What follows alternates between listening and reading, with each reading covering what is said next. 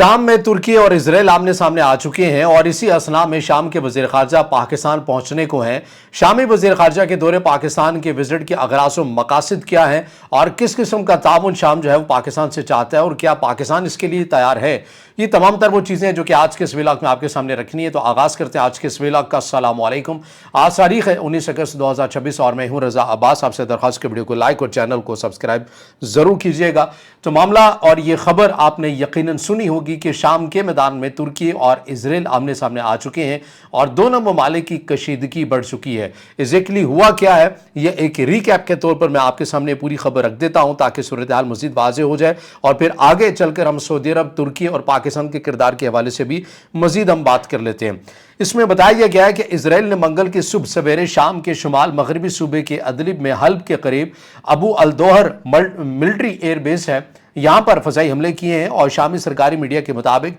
Israeli तैयारों ने airbase के runway और स्टोरेज सहूलियात पर 8 हमले किए हैं, जिससे उसका जो एक ढांचा था, इंफ्रास्ट्रक्चर था, उसको नुकसान पहुंचा है, लेकिन कोई जानी नुकसान नहीं हुआ है। इजरायली वज़ीर आज़म के दफ्तर ने बाद में कार्रवाई की जिम्मेदारी को कबूल करते हुए कहा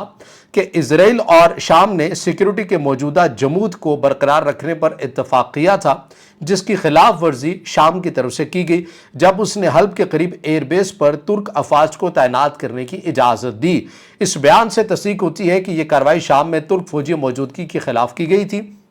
रिपोर्ट्स के मुताबिक इस एयरबेस पर शामी पायलट्स को हवाई जहाज उड़ाने की तरबियत दी जा रही थी, जिसे इजराइल ने अपने लिए खतरा करार दिया।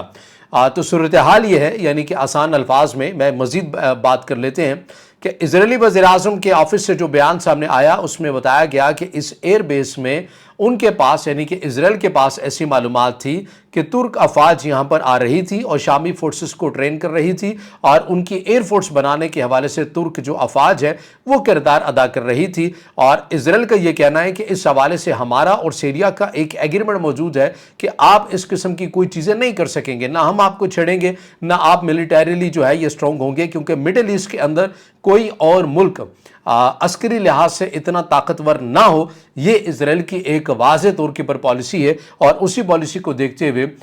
इस बेस को जो है, इस एयर बेस को निशाना बनाया गया। अब इसके ऊपर तुर्की की तरफ से क्या कहा गया है, तुर्की वज़ारत ख़ारजा और तुर्की की वज़ीर ख़ारजा की तरफ से दो अलग अलग बयानात आए हैं, वो भी मैं पढ़कर आपके सामने रख देता हूँ। इसमें बताया गया कि तुर्की ने इस हमले की शदीद मजम्मत की है।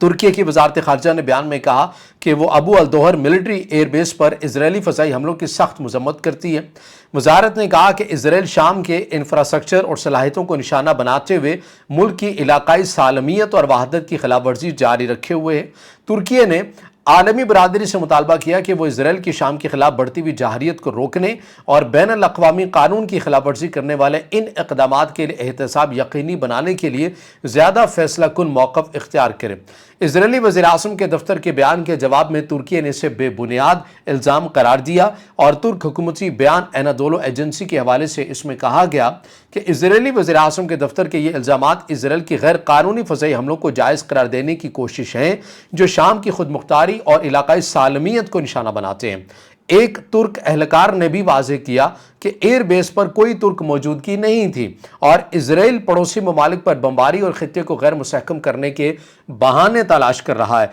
अब तुर्क वज़ीर ख़ारजा ने भी एक अलग से बयान जारी किया, वो क्या है वो भी मैं पढ़कर आपके सामने रख देता हूँ कि तुर्क वज़ीर ख़ारजा हाकान फिदान ने भी इजरायली कार्रवाइयों की मजम्मत की है। फिदान ने इससे कबल भी कहा था कि इजराइल शाम की खुद मुख्तारी और इलाकाई सालमियत को निशाना बनाकर मुल्क के इस्तेहकाम के लिए सबसे बड़ा खतरा बन चुका है। उन्होंने आलमी बरादरी से मुतालबा किया कि इजराइल पर दबाव डाला जाए ताकि वो शाम के इलाकाई सालमियत का एहतराम करे और हाकान फिदान ने इस बात पर जोर दिया कि शाम का इस्तेहकाम तुर्की का इस्तेहकाम है और अंकारा शाम की खुद मुख्तारी की हिमायत जारी रखेगा। ये लाइन बड़ी अहम है। इसी के अंदर सारी चीज़ें आपको मख्फी नज़र आती हैं कि जो तुर्की की वज़ीर ख़ारजा ने कहा कि शाम का इस्तेहकाम तुर्की का इस्तेहकाम है और अंकारा शाम की खुद मुख्तारी की हिमायत जारी रखेगा। आप तुर्क फ़ज़ाइया का रद्दअमल और करीब करीब तसादुम इस हवाले से क्या खबर सामने आई कि तुर्की और शाम के लिए अमरीकी एलची और सफ़ीर टॉम बाराक का कहना है कि सरहद के करीब शामी एयरबेस पर हमलों से लाइल्म रखे जाने के बाद तुर्क फ़ज़ाइया ने اسرائیلی طیاروں پر فائرنگ شروع کرنے ہی والے تھے کہ طیارے ترک فضائی حدود کے قریب پہنچ چکے تھے، اور اس میں جو امریکی ایلچی ہے انہوں نے کہا کہ شکر ہے کہ معاملہ فہمی نے کشیدگی کو بڑھنے سے روک لیا۔ امریکی جانب سے صورتحال کو قابو میں لانے کی کوششیں جاری ہیں، یعنی کہ امریکی ایلچی کے بقول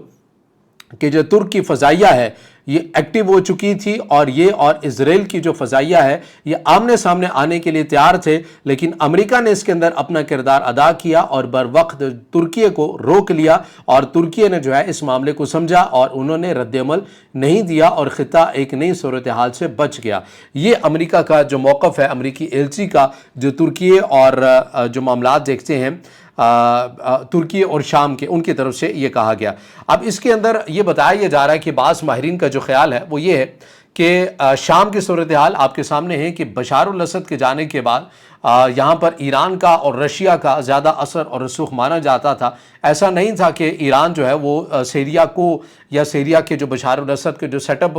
اس لیے پروٹیکٹ کرتا ہے کہ شام کی خود مختاری یہ چیزیں ایران کے لیے تصویراتی لحاظ سے بڑی اہم ہے، یہ اس لیے زیادہ نہیں تھا۔ میٹر یہ کرتا تھا ایران کے لیے کہ سیریا بیسیکلی ایک سپلائی چین تھی لبنان کے اندر جو ایران کی حمایت یافتہ تنظیم ہے اس کے لیے، اسی لیے ایران ہر صورت میں یہ چاہتا تھا کہ ایک نیٹ ورک جو سیریا کے اندر بنا ہوا ہے جسے بشار الاسد ختم نہیں کرتے اور ان کے لیے آسان ہے، ٹھیک ہے، اور ایران کے ساتھ ان کے معاملات چل رہے تھے، یہ سیٹ اپ کو بچایا جائے کیونکہ لبنان کی تنظیم کے لیے جو سپلائی چین ہے وہ چل رہی ہے، اور اگر یہاں پر کوئی اور آ گیا تو پھر سپلائی چین ٹوٹنے کا خدشہ پیدا ہو جائے گا۔ یہ ایک نقصان تھا جو کہ ایران کو ہوا بشار الاسد کے جانے کے بعد کہ لبنان کی اس کی حمایت یافتہ جو تنظیم تھی اس کی سپلائی چین کے اوپر اثر ایک آیا، اور ایک اچھا خاصا جو اثر ہے وہ دیکھنے میں آیا۔ لیکن اس کے بعد اس ملک کے اندر ایک خلا بھی پیدا ہوا کہ یہاں پر پہلے ایران کا اثر اور رسوخ تھا، اس کے بعد سعودی عرب نے چاہا کہ اس کا یہاں پر اثر اور رسوخ ہو جائے کیونکہ یہ عرب ملک ہے، اور پھر ترکی نے بھی یہ چاہا کہ بھئی ہمارا یہاں پر ہونا چاہیے کیونکہ ترکی کی سرحد جو ہے یہ سیریا کے ساتھ لگتی ہے، اور جب تک بشار الاسد تھا تو ترکی اور جو سیریا کے تعلقات ہیں یہ بھی کچھ اچھے نہیں تھے، اور ترکی ہمیشہ یہ گلہ کرتا تھا جیسے پاکستان افغانستان کے ساتھ کرتا ہے کہ بھئی آپ اپنی سرحد کے اوپر کوئی ورکنگ نہیں کرتے ہیں، اور ان معاملات کے اوپر جو ہے آپ کی جو سرحد جو ہے یہ غیر محفوظ ہونے کی وجہ سے جو ہے یہ ہمارے ملک کے اندر ایسے جو عناصر ہیں یہ آ جاتے ہیں، لہٰذا آپ اپنی سرحدوں کو محفوظ کریں، اور یہ اختلافات جو ہیں اس قسم کے رہتے تھے اور کوئی اچھے تعلقات نہیں تھے۔ جو سیریا کا نیا سیٹ اپ جو آیا ہے اس کے اندر ہم نے یہ دیکھا کہ ترکی کو اس کو ایک خاص سپورٹ بھی حاصل رہی، اور ترکی اب یہ چاہتا ہے کہ یہ سیٹ اپ کسی اور کے پاس نہ چلا جائے، اور اسی لیے یہاں پر اپنا ایک اثر و رسوخ رکھنا ہے۔ سعودی عرب بھی یہ چاہتا ہے کہ ایک عرب ملک ہے، ایسا نہ ہو کہ یہ پھر کسی اور غیر عرب کے پاس یا اس کا اثر و رسوخ یہاں پر بڑھ جائے، تو سعودی عرب بھی کسی طرح چاہتا ہے کہ یہاں سے معاشی پابندیاں بھی اٹھ جائیں اور شام کو جو ہے یہ اپنے کیپ میں رکھا جائے۔ اسی لیے سعودی عرب جس حد تک مدد کر سکتا ہے مالی طور پر، معاشی طور پر، وہ کرنے کی کوشش کر رہا ہے۔ ترکی یہ کوشش کر رہا ہے کہ ترکی اپنی تصویراتی لحاظ سے شام کے افراد کو یا ان کی فورسز کو ٹرین کر رہا ہے، خاموشی کے ساتھ کر رہا ہے لیکن کر رہا ہے، اور کیونکہ ترکی یہ چاہتا ہے کہ وہ نہیں چاہتے کہ شام کے اندر کوئی ایسا ملک میں آ جائے جو کہ ترکی مخالف ہو، اور وہ ایسا ہی معاملہ ہو جائے جیسے کہ رشیا نہیں چاہتا کہ یوکرین کے اندر نیٹو فوج آ جائیں اور جس کی وجہ سے ایک جنگ چھڑی ہوئی ہے۔ اسی لیے ترکی شام کے لیے بڑا امپورٹنٹ ہے، اور جو اسرائیل ہے وہ ظاہر ہے وہ نہیں چاہے گا کہ جو سیریا ہے وہ اتنا ملیٹریلی جو ہے وہ طاقتور ہو جائے۔ اب چونکہ مکہ ایک ڈیفنس پیکٹ بھی ہے پاکستان، سعودی عرب اور ترکی کے درمیان، تو شام کے جو وزیر خارجہ 2 روزہ دورے پر پہنچے ہیں، اور یہ 2 دہائیوں کے بعد ہم یہ دیکھ رہے ہیں کہ کسی بھی شامی وزیر خارجہ کا پاکستان کا یہ وزٹ ہے۔ بشار الاسد کے ٹائم غالباً بہت پہلے ایک ہوا تھا لیکن اس کے بعد نہیں ہوا، لیکن اب ایک نئے سیٹ اپ کے اندر ہو رہا ہے۔ اب شام کے وزیر خارجہ کیا پیغام لے کر آ رہے ہیں، کیا مقصد، کیا ایجنڈا پاکستان لے کر آ رہے ہیں، اس حوالے سے ماہرین کا یہ خیال ہے کہ چونکہ پاکستان، سعودی عرب اور ترکی کا ڈیفنس پیکٹ ہے تو شام کے وزیر خارجہ یہ چاہتے ہیں کہ جو معاملہ ہے کہ کسی حد تک انٹیلیجنس شیئرنگ کا، چھوٹے موٹے ایکوپمنٹ کے حوالے سے، چیزوں کے حوالے سے، ملٹری عسکری حوالے سے پاکستان سے بھی کچھ ایکوپمنٹ، کچھ چیزیں جو ہیں وہ لی جائیں، اور پاکستان کے ساتھ بھی اپنے تعلقات کو بڑھایا جائے اور پاکستان کے کردار کو سیریا کے اندر تک بھی لے جایا جائے۔ لیکن یہ کتنا آسان، کتنا مشکل ہوگا، کیا سیریا کی ایئر فورس کو پاکستان جو ہے ٹرین کرے گا؟ یہ کہنا تو قبل از وقت ہوگا کیونکہ اس کے اندر بہت سی باریکیاں اور چیزیں ہیں جو آنے والے وقت کے اندر مزید واضح ہو جائیں گی۔ لیکن ایک بات یہ طے ہے کہ سیریا اب یہ چاہتا ہے کہ وہ پاکستان کے ساتھ بھی اپنے تعلقات کو رکھے، اور یہ جو فی الحال جو تعلقات ہیں یہ میں عسکری نقطہ نظر سے آگے بڑھتے ہوئے نظر آئیں گے۔ تو بہرحال یہ وہ تمام تر اپڈیٹس ہیں، چیزیں، خبر ہے، تجزیہ ہے جو ہم نے آپ کے سامنے رکھی ہے۔ اب اس سے جڑی تمام جو خبریں ہوں گی، اپڈیٹس ہوں گی، آپ کے سامنے رکھیں گے۔ آپ کا بھی کوئی سوال ہو یا رائے ہو تو ضرور کمنٹ میں اظہار خیال کیجیے گا، ویڈیو کو لائک کیجیے گا، دوستوں کے ساتھ شیئر کیجیے گا اور اس چینل کو زیادہ سے زیادہ سبسکرائب بھی۔